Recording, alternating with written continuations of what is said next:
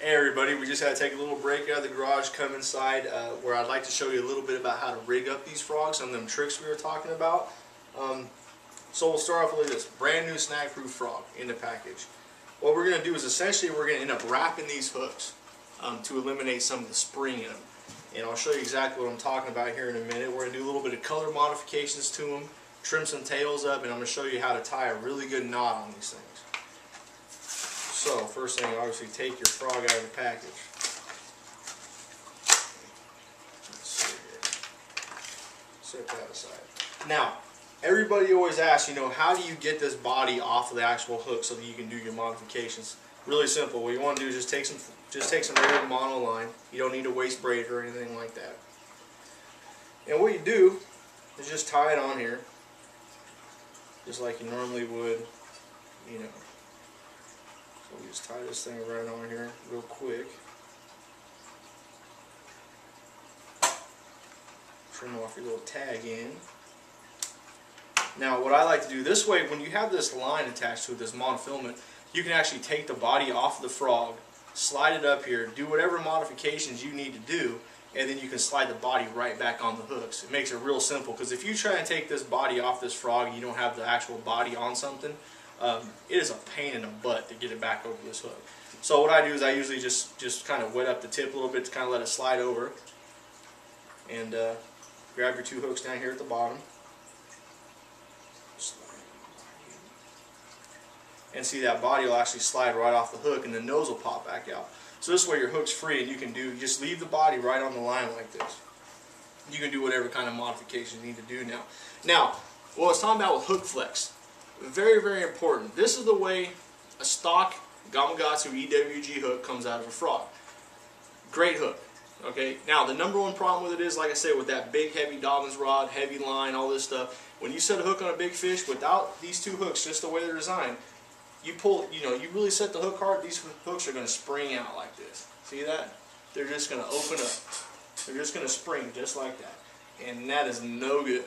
So essentially, what we're going to do. And for video's sake, I already have one here kind of rigged up a little bit for you. Now, let me take this thing out of this ring right here just to show you. Now, again, that's what these hooks do. They go like this. They're going to open up just like that. See how they're opening up? Now, I've pre-wrapped this one with some braided line on here around the shank where the two hooks are adjoined here. And when you go to flex this thing, you can see they don't flex. They give you a solid, there's no spring in this hook, or very minimal. Now, what I'm going to do is I'm going to show you how to wrap this one, but like I said, we have one pre-wrapped just for video's sake. Basically, what you want to do is just take you some 65-pound braid, whatever your choice is, cut you off, a foot and a half of it, leave you a little extra. Okay, we got our hooks done, legs trimmed up, we're ready to do some coloring. So, like I said, keep some Sharpies with me, a couple of different colors, black, blue, a red, kind of a purple. And what I want to do is I essentially want to break the silhouette up of this frog. So, what I want to do here, like I said, breaking the silhouette up. Now, start with the black here. I'm just kind of going to make some random lines. But what it is I'm just, going to kind of make some lines right down here, down the side of the bait. And they're pretty subtle. I'm not getting on here, I'm not drawing no giant artwork piece or nothing like this.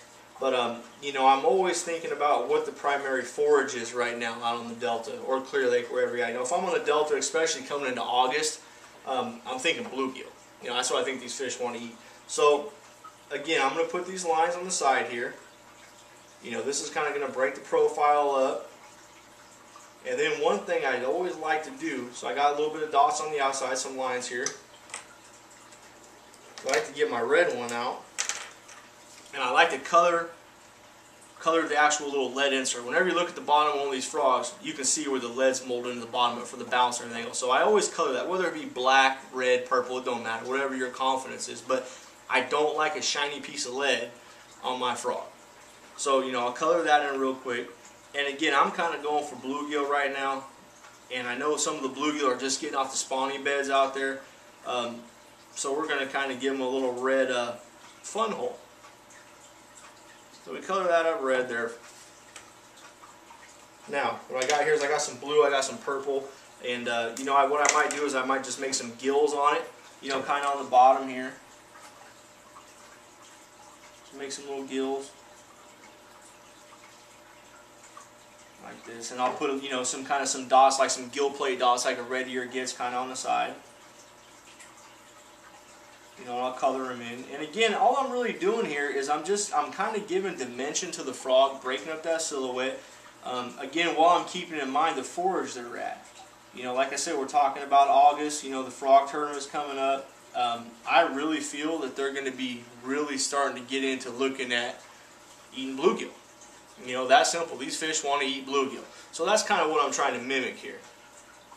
You know, so a couple more little touches on here. And again, it's nothing too drastic. You know, I've seen guys where, I mean, God, it looks like a bridge in LA with all the graffiti on here and everything else. They got gang signs on the bottom of it. It's terrible. So then, you know, I might just put a few more little marks here. Just some little stuff. A couple different colors. I mean, it can't hurt. You know, I'll put a few little dots like this.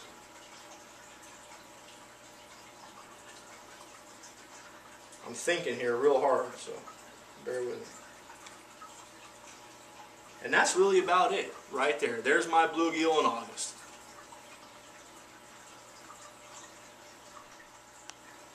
Alright, frogs colored, hooks are wrapped, this thing is ready for action. A couple more real quick tips. First thing, a knot. You know, we're talking about braiding the line. The knot I prefer to use is a double Palomar knot. Simple reason is it gives me a little more line around the eye. I feel safer with it for that hard impact.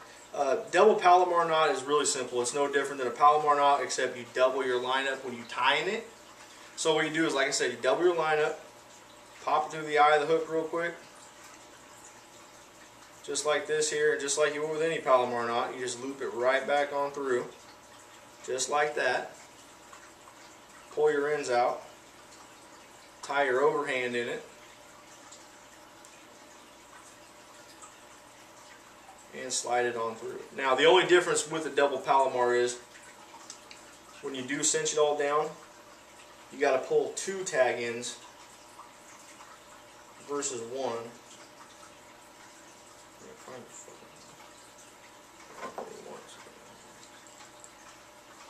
Just like that. So now that thing's tied up just like this. Now with braided line, whenever you're tying it, leave yourself a 1/4 inch of tag line above the knot. And the reason that is even though you did tie that big double Palomar, the first few fish you catch or snag you get into, that knot's actually going to start slipping itself. So I do leave myself a 1/4 inch here after you catch 4 or 5 fish on like that, and that knot's sucked all the way down. You can trim it real close if you like. Okay, knot's on there. Now, one more thing. With braided line, because of the colors it has, I do color the line. Simple way to do that, get you a big old felt pin like this. If this thing was brand new, what I do is I give me a razor blade. And all it is you just take the razor blade, go into the tip of it, cut you a couple slices right down the felt. Now what that does, it gives you a real easy groove. So when you want to put this line here, what you do is you just put the pin up there, obviously, slide the braid into it, and look, it just sits right in that notch you just cut out.